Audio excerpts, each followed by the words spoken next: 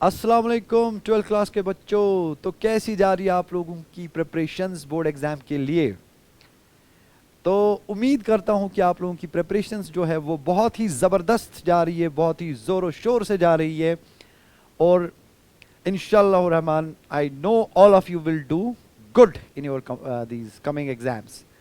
बेटा, मेरे आज का वीडियो बनाने का जो मकसद है वो ये है, आप लोगों को थोड़ा सा मैं टिडबिट्स दूंगा कि आप अपने बोर्ड एग्जाम्स में जब आंसर्स लिखोगे तो कैसे आपके आंसर्स होने चाहिए, ताकि आप लोगों को ज्यादा से ज्यादा मार्क्स मिले। और आप लोगों को पता है कि जितने आपके मार्क्स ज्यादा मिलेंगे उतनी आपको मिठाइयाँ ज्यादा मिलेंगी, उतने आपके माँ बाप ज्यादा खुश होंगे और ऑब्वियसली रिश्तेदारों को आपके बात करने का मौका नहीं मिलेगा। जिससे आप सबसे ज्यादा डरते हो वो रिश्तेदार ही होते हैं। एनीवेज, जोक्स अपार्ट, तो हालांकि मार्क्स जो है, मार्क्स आई डोंट कंसिडर कि marks are an index of the intelligence of a person, of a creativity of a person.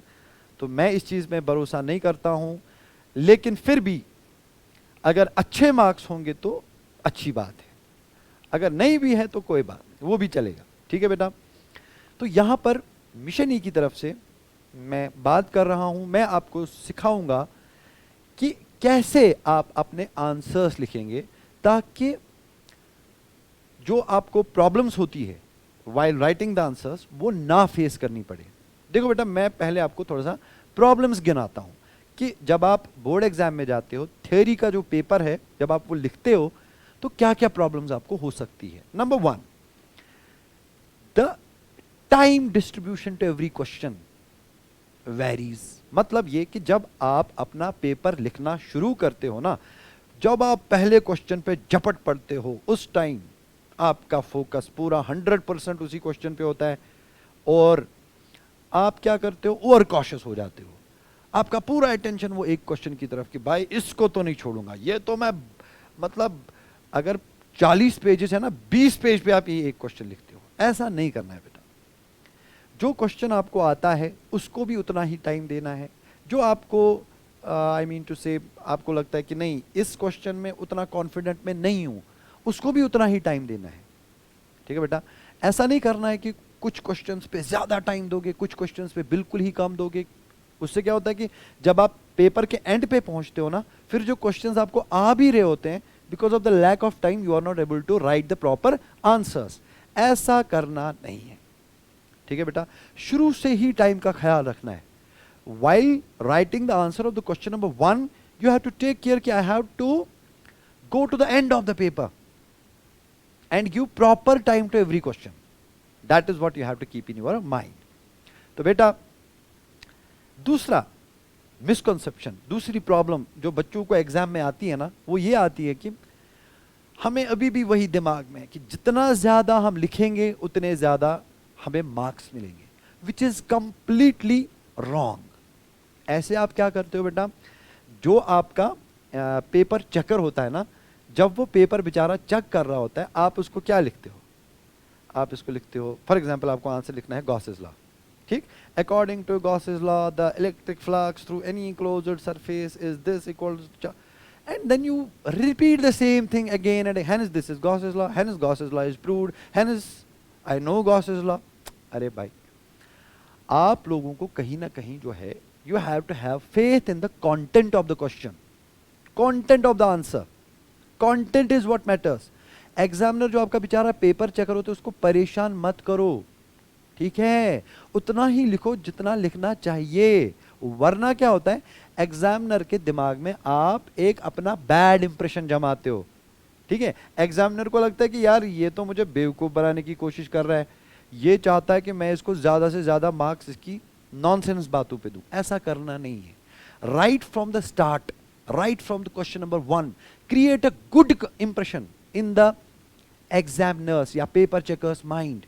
जब आप क्वेश्चन नंबर 1 लिखोगे उसी को ऐसे लिखो, एग्जामिनर को लगना चाहिए कि नहीं भैया बंदा है या इसको पूरा नॉलेज है, he has prepared well। तो जब वो एक अच्छे इंप्रेशन से आपका पेपर चेक करता है तो ऑब्वियसली आपको मार्क्स भी अच्छे मिलते हैं। ठीक है बेटे? तो इंप्रेशन अपना खराब right from the question number 1 नहीं करना है। आंसर को अननेसेसरीली ड्रैग नहीं करना है। वो पुरानी कहानी कि यार मैंने, जब हम होते थे, जब हम एग्ज़ाम दे के आते थे, हमारे टाइम पे ऐसा होता था कि कुछ बच्चे होते थे, यार बाया यार मैं लिखी आजा यार चोरन वर्कन छापो में गाँव से। ऐसा नहीं करना है, ठीक है बेटा, दिस इज़ अ ब्लंडर। ऐसे आपके मार्क्स बढ़ेंगे नहीं, ऐसे आपके मार्क्स कम होंगे, ठीक। तो अब हम सीखेंगे, स्टेप वाइज हम सीखेंगे कि हमें अपने आंसर्स कैसे लिखने हैं, ठीक है ना बेटा। तो first let us take the example of long answer type. Long answer type कैसे लिखना है, ठीक। प्रिपरेशन तो आपने की है, बस मैं आपको थोड़ा सा सिखाऊंगा कि कैसे आप लॉन्ग आंसर टाइप क्वेश्चंस लिखोगे। अब आप बोलोगे सर जो लॉन्ग आंसर है कितने पेजेस पे लिखें, कितने वर्ड्स, ये बेटा कोई हार्ड एंड फास्ट क्राइटेरिया नहीं है, ठीक। जिस क्वेश्चन को जितना डिजर्व कंटेंट करता है जो क्वेश्चन, उसको उसी हिसाब से लिखना है, ना तो छोटा करना है ना तो अननेसेसरी बड़ा करना है, ठीक बेटा। देखो जब आप कोई भी लॉन्ग आंसर टाइप क्वेश्चन लिखोगे फिजिक्स में, केमिस्ट्री में या बायोलॉजी में, नंबर 1 होनी चाहिए क्वेश्चन की एक अच्छी सी प्यारी सी नन्ही सी मुन्नी सी heading. Heading is, it must be impressive, to the point, सटीक, no unnecessary writing. Heading, for example आपको 5 मार्क क्वेश्चन आता है, व्हाट इज गॉसेस लॉ, आप क्या लिखोगे, सीधा गॉसेस लॉ का स्टेटमेंट। अब ये नहीं लिखना है कि Gauss's law was given by Gauss because he wanted to give Gauss's law, ऐसा नहीं करना है, ठीक है। मैं जस्ट आप लोगों को एंटरटेन करने के लिए सब बोल रहा हूं। हेडिंग शुड बी सटीक, state and explain Gauss's law, write down the statement of the Gauss's law. And once writing the statement, बेटा याद रखो मेरी बात, while writing the statement you cannot use the words of your own। मतलब statement में आप अपने words के हिसाब से नहीं लिख सकते हो। स्टेटमेंट वही है जो एग्जैक्ट लॉ में स्टेटमेंट लिखा होता है, स्टेटमेंट बिल्कुल वैसा ही होना चाहिए। या डेफिनेशन, हेडिंग में तो डेफिनेशन भी आएगा, क्योंकि केमिस्ट्री में may be they will ask you what is vapour pressure, है ना। डेफिनेशन वेपर प्रेशर का सटीक होना चाहिए, इसमें आप अपने वर्ड्स यूज ज्यादा नहीं कर सकते हो, क्योंकि the more you will use your terminology, the more you are changing the definition or the statement, which an examiner or the paper checker will never like. This will create a bad impression in the paper checker's mind. We will avoid this. तो definition proper होनी चाहिए, छोटी होनी चाहिए, अच्छी होनी चाहिए, या अगर कहीं पे स्टेटमेंट है तो स्टेटमेंट भी छोटा सा प्यारा सा होना चाहिए।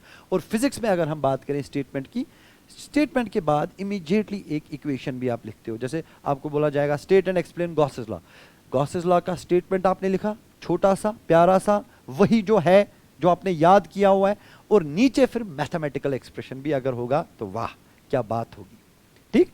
और जब भी आप कोई मैथमेटिकल एक्सप्रेशन लिखोगे, फॉर एग्जाम्पल गॉसेस लॉ का, you will take care, Gauss's law का फॉर एग्जाम्पल आप लिखोगे ऐसे, integration of E dot D S is equal to Q enclosed divided by epsilon naught, यहाँ क्लोज्ड यहाँ S.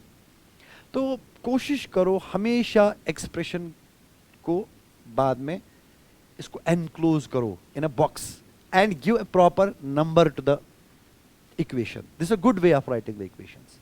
आप करो, ठीक है, नहीं भी करोगे चलेगा, अगर आपको डब्बा बनाना नहीं आता है कोई बात नहीं, मत करो, ठीक है। तो this is heading, okay. Heading में लॉन्ग आंसर का हेडिंग, ठीक है ना बेटा। उसके बाद आती है लॉन्ग आंसर की बॉडी। ये बॉडी में हम एग्जामिनर को बहुत घुमाते हैं, ये आपका फेवरेट सेक्शन है। जो क्वेश्चन आया, मतलब जो क्वेश्चन आपको आता है, फॉर एग्जाम्पल, है ना, you know the answer of the question, examiner को आप बॉडी में लपेट सेम चीज 10 बार एक ही चीज आप उस बेचारे को, दिमाग खराब हो जाता है पेपर चेकर का, भैया अब तो बस करो, ठीक है। ऐसा नहीं करना है। देखो जो बॉडी होगा ना, क्वेश्चन का कंटेंट अंदर जो आपको लिखना है, ठीक है। कुछ लोग, यही वो सेक्शन है जिसमें कुछ लोग अपनी दिल की दास्तां भी लिख देते हैं, ठीक है ना। कुछ लोग एग्जामिनर को ब्राइब भी बॉडी में ही करते हैं। तो ये वो सेक्शन है ना जहां आप एग्जामिनर को बहुत घुमाते हो बेचारे को, ऐसा नहीं करना है। देखो जो बॉडी है ना, बॉडी को लिखने का सबसे बेस्ट तरीका क्या है? दो चीजें। नंबर वन, बॉडी में आना चाहिए एक अच्छा सा, प्यारा सा, लेबल्ड, कलर्ड डायग्राम। जितनी आपकी डायग्राम अच्छी होगी ना बेटा, उतना मानो कि you are creating a very good impression in the paper checker's mind and more marks you are going to get. ठीक है बेटा, diagram should be very clear and label diagram, and the important is the diagram exam जो आपका paper sheet होता है, diagram बनानी कहां पर है वो बहुत इंपॉर्टेंट है, और साइज क्या होना चाहिए डायग्राम का वो भी बहुत इंपॉर्टेंट है। कुछ लोग डायग्राम यहां बनाते हैं, पेपर यहां, फिर एग्जामिनर को नीचे लिखते हैं लुक एबो। अरे भैया, वो डायग्राम बनाने की जगह नहीं है। डायग्राम आप दो तरह से बना सकते हो। अगर आप फिजिक्स में एक डायग्राम बनाते हो तो जनरली हम पेज के राइट साइड से बनाते हैं, और साइज अच्छा खासा होना चाहिए डायग्राम का, बिग डायग्राम, ठीक है ना, गुड बिग, जहां पे चीजें दिखे। जैसे आप कैपेसिटर बना रहे हो, फॉर एग्जांपल आप स्फेरिकल कैपेसिटर बना रहे हो, कुछ लोग ऐसे बनाते हैं, छोटे से ये दो स्फीयर, फिर इसको ग्राउंड कर दिया, फिर इधर क्यों, फिर आपको खुद भी समझ नहीं आता है कि भैया मैंने लिखा क्या है। जब एग्जामिनर ऐसी डायग्राम देखेगा ना बेटा, वो आपको कभी भी मार्क्स नहीं देगा। मुझे पता है कि शायद आपको कैपेसिटर आता है, आपने बहुत वर्कआउट भी किया है, लेकिन just because you are not drawing a good diagram, examiner will not give you good marks. तो बेटा डायग्राम प्रॉपर साइज का होना चाहिए, बड़ा, और जो भी आप लेबल करोगे वो दिखना चाहिए, और अगर कलर भी करोगे तो बेटा आपके आंसर में 4 चांद लग जाएंगे। ठीक, तो दिस इज बॉडी। बॉडी में हमने कौन सा कंपोनेंट पहले डिस्कस किया? डायग्राम। दूसरा बॉडी में आना चाहिए एक प्यारा सा फ्लो चार्ट। ये फ्लो चार्ट जो है ये ज्यादा आप बायोलॉजी में यूज करोगे, केमिस्ट्री में भी कभी, फिजिक्स में ज्यादा फ्लो चार्ट यूज नहीं होता है, क्योंकि फिजिक्स में जो बॉडी होता है वो जनरली डायग्राम का ही डिस्क्रिप्शन होता है और डिराइवेशन होता है मैथमेटिकल। लेकिन फ्लो चार्ट आप केमिस्ट्री में कहीं कहीं पर, for example organic chemistry, for example biology, botany, zoology, वहां पर आप फ्लो चार्ट का अगर यूज करोगे तो क्या बात, एग्जामिनर का दिल शाद शाद, मतलब यू आर क्या बोलते हैं उसको, जो एग्जामिनर को चाहिए होता है पेपर से आप वही दे रहे हो। लेकिन फ्लो चार्ट जब आप बेटा बनाओगे, आप लोगों को ख्याल रखना है कि हर कोई इंफॉर्मेशन जाना चाहिए, है ना, तो वो एक आर्ट होता है।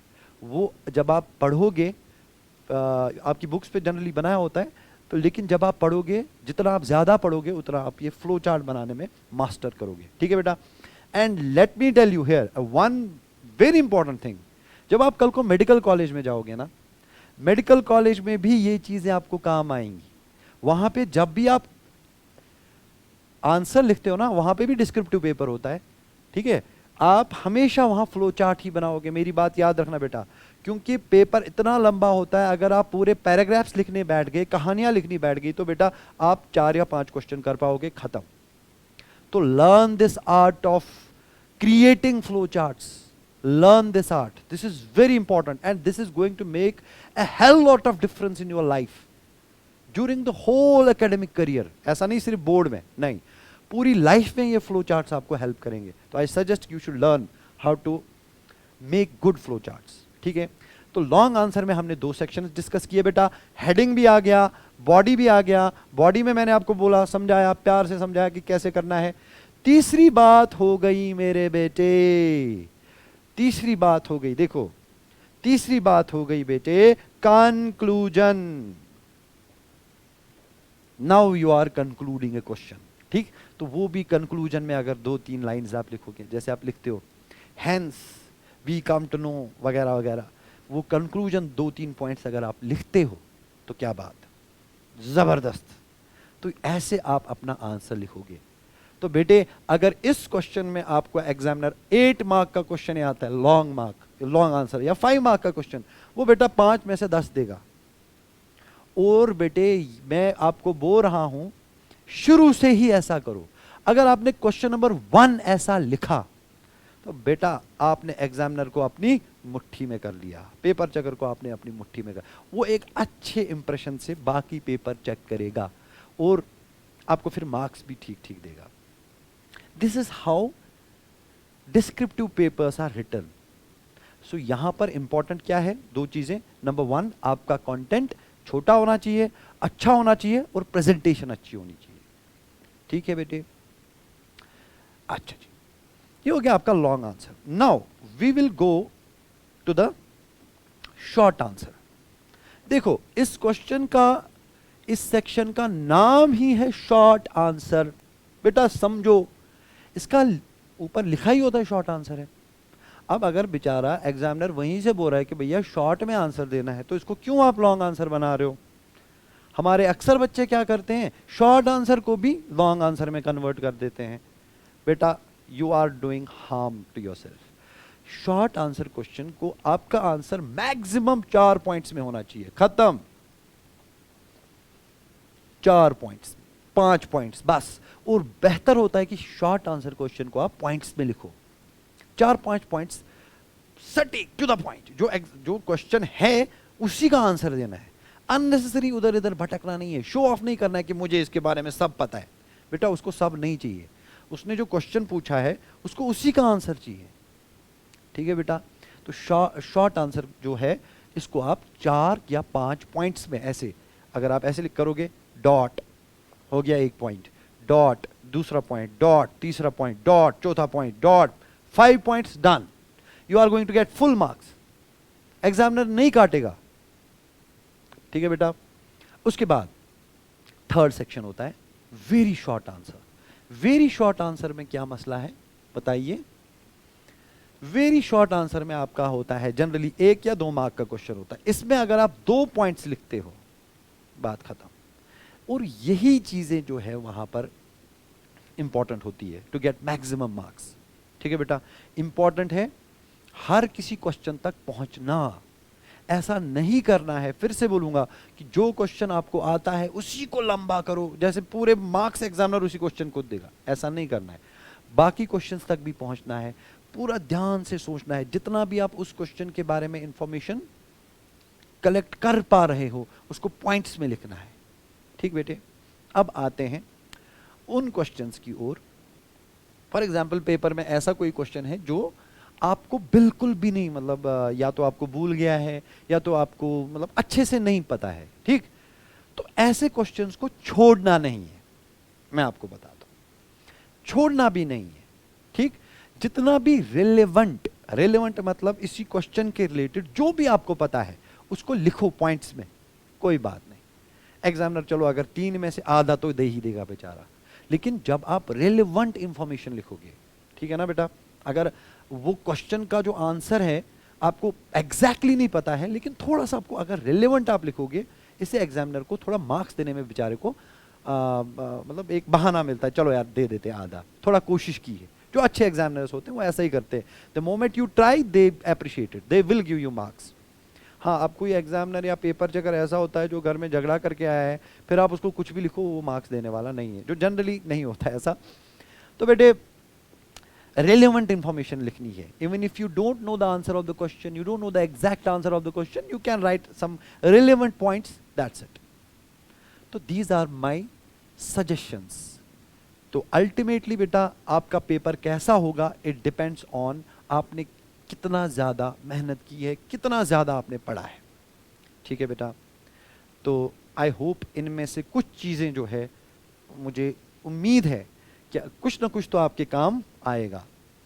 तो व्हाट आई कैन से, अजान भी हो रही है, मैं बस ये दुआ कर सकता हूँ कि अल्लाह ताला आप सबको कामयाब करे, आप लोगों को अच्छे मार्क्स से इस एग्ज़ाम में कामयाबी दे, ताकि आपके माँ बाप, आप, रिश्तेदार, सब लोग खुश हो और इंशाल्लाह हम भी खुश होंगे।